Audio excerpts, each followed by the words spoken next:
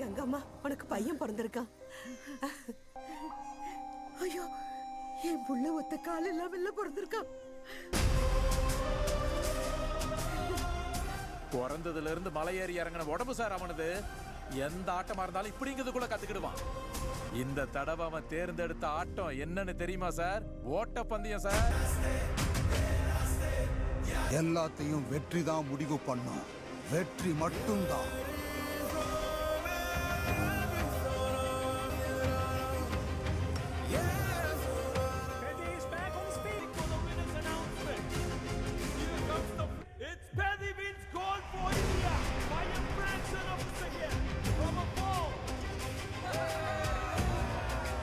இப்ப சொல்லுத கேட்டுக்கிடுங்க சார்.